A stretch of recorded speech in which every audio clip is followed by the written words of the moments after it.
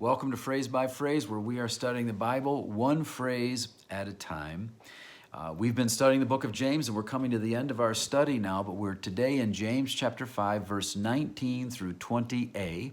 And this is what James writes, "My brethren, if any among you strays from the truth, and one turns him back, let him know that he who turns a sinner from the error of his way will save his soul from death and will cover a multitude of sins." Now, James has listed several marks of an authentic faith that we've looked at as we've gone through this book, but his final characteristic is that a true believer cares about the spiritual condition of others. Wandering from the faith is a danger that we need to be aware of, and the New Testament speaks about it on several occasions. For example, 1 Timothy 1:19 says, "Keeping faith and a good conscience, which some have rejected and suffered shipwreck in regard to their faith." Or in 1 Timothy 4:1, it says, "But the Spirit explicitly says that in the latter times some will fall away from the faith, paying attention to deceitful spirits and doctrines of demons." Or Hebrews 3:12 says, "Take care, brethren, that there not be in any one of you an evil, unbelieving heart that falls away from the living God." So this is the topic that James ends with, and it's a hard topic because people interpret these verses according to their own theological bent. We kind of bring our own denominational and theological perspective to the text and easily read it into the text. Let me show you what I mean, because there's different ways different groups interpret this verse, and kind of let me run you through what those are. Some would say that James is speaking about a Christian who falls away from the faith and rejects their salvation. However, before they are totally lost, they're rescued by a caring brother.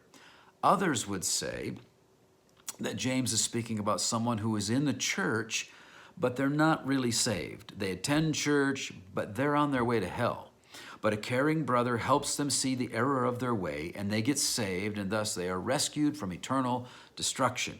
Still, others would say that James is speaking of a true believer who wanders away from the faith, but they don't lose their salvation. They do go on a road of destruction, but that's limited to this life. Their life will be riddled with catastrophe, but a loving brother shows them the error of their ways, and they are led back to the right path. So, it's either this person's a Christian who loses their salvation and is potentially lost, or this is a false convert who sees the light and gets truly saved, or it's a Christian who falls away and is severely disciplined by God but doesn't lose their salvation. So some argue that this is a true Christian because he's identified as one of the brethren. He's a brother who wanders away. Some say that he loses his salvation because it says that his soul is destroyed. And then some say he can't be a Christian because other scriptures indicate that Christians can't lose their salvation. And I mean, you could just go around and around and around on this thing, trying to land on where James's perspective is. And the reason is because on this issue of eternal security versus conditional security, the Bible is not black and white.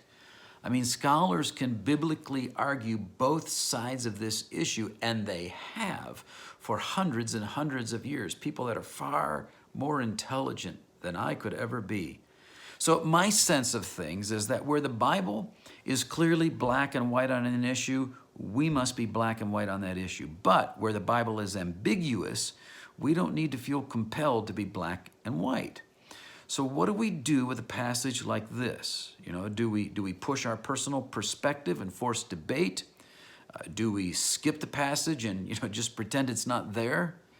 No, I think that there are some general principles that can arise out of this passage that we can all learn from. And that's where we need to focus, and that's where we will focus next time as we study this word phrase by phrase.